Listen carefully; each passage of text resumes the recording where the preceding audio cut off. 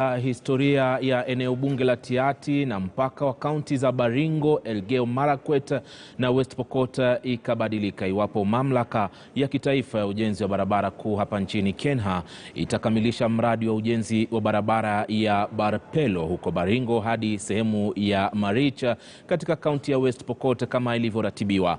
Katika kikao na viongozi wa kaunti ya Baringo mapema hii leo, KeNHA imetangaza kuwa barabara hiyo yenye umbali wa kilomita 115 inatarajiwa kusaidia katika kulikuza kiuchumi eneo hilo ambalo wakati mwingi limekuwa na visa vya wizi wa mifugo. Viongozi wakiwemo vile waliokuwepo pamoja na seneta wa KTN Moi wa kaunti ya Baringo na gavana Stanley Kiptesa walihudhuria mkutano huo. Ibrahim Karanja anaarifu zaidi. Mkutano huo kati ya KeNHA na viongozi wa Baringo umekamilisha msururu wa mikutano tangu wa kwanza uliofanywa na viongozi wa West Pokot na baadaye viongozi wa Elgeyo Marakwet tarehe 17 na 18 mwezi uliopita.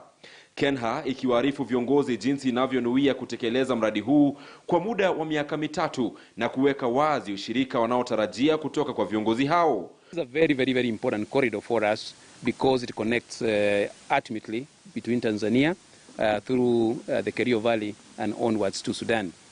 And to this effect, there's a small section, about 100 or so kilometers, that has been remaining between Barpelo and Marichpas. And the government then, through KeNHA, has committed 15 billion shillings to see this section work.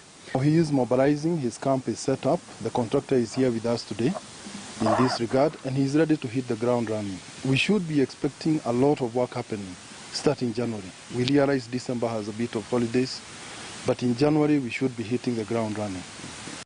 Kwa upande wao viongozi wa Baringo wamepongeza hatua hii. Kilomita 43.6 za barabara hii ipo katika eneo bunge la Tiaty, kaunti ya Baringo. Eneo bunge tajiri zaidi kiraslimali katika kaunti hiyo, lakini lenye changamoto ya ukosefu wa usalama kila wakati. We've got now plenty of roads which have been done through on all in the sub counties of Baringo, and all of them are going towards only geared to one thing: spurring economic growth in Baringo County and making sure that the resources that we have, which you've heard apart from mango agricultural products, has a readily market available in which they can access. They have requested us for a waiver that we don't collect cess from the material that is from here.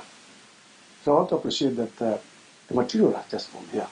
So we have decided that we are going to ensure that we give that waiver. Iwapo itakamilika kama ilivyoratibiwa, barabara hiyo itapunguza umbali wa usafiri kutoka Marichpas hadi Nairobi kwa kilomita 70.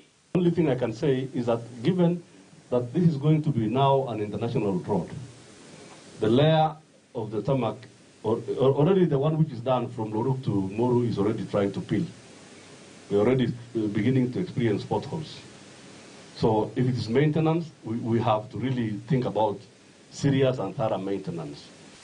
It will lead to security in Baringo County. And apart from doing the road, they're going to do some other feeder roads out, which will help us in the rapid response for when these situations arise.